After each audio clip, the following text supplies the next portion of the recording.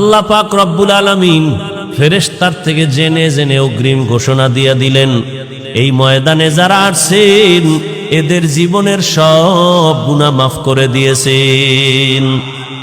আতিনা ফি দারে দুনিয়া না হাসান, আতিনা ফি দারে উকবা না হাসান, ইয়া গিয়াসাল মুস্তাগীসিন ইহদিনা লিফতিখারা বিল উলুমে ওয়াল গিনা। হর গরি দে নেক তু তৈয়ার है जो न मांगे उससे तू बेजार है।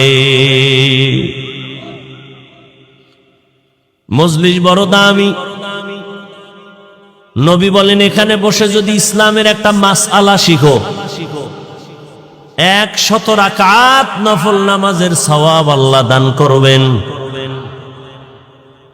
এখানে বসে যদি কোরআন ও হাদিসের অনেকগুলো বিষয় শিখতে পারো, রহমতের নবী বলেন 1000 রাকাত নফল নামাজের সওয়াব আল্লাহ দান করবেন।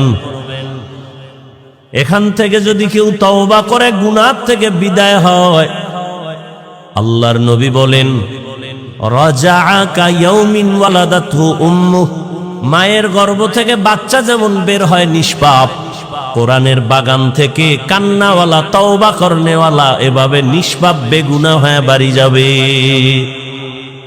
আতিনা ফি দারে দুনিয়া না হাসান, আতিনা ফি দারে উকবা না হাসান, ইয়া গিয়াসাল মুস্তাগীসিন ইহদিনা লিফতিখারা বিল উলুমে ওয়াল গিনা।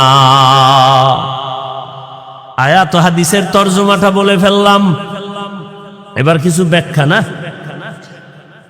সবাই তো এই সূরাটা পারেন না, বলেন না কেন?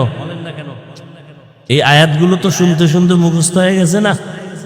আর রহমান আল্লামাল কুরআন খালাকাল ইনসান আল্লামাহুল বায়ান। তরজমা বলছি, ব্যাখ্যায় ঢোকার জন্য আমি একটু প্রাসঙ্গিক ভূমিকা স্বরূপ 2-4 মিনিট কথা বলছি, খেয়াল করেন।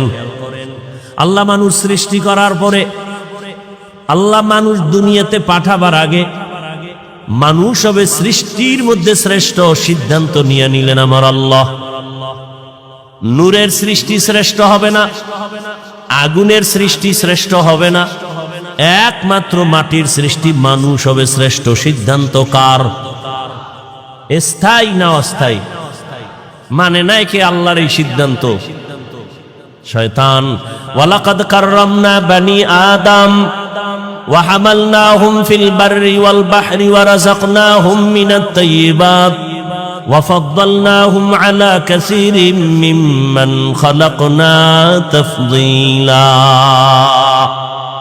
বনি আদম বড় দামি, আল্লাহ এদের জন্য জমিনে চলার মতো ব্যবস্থা করেছেন এবং পানির মধ্যে চলার মতো আয়োজন আল্লাহ করে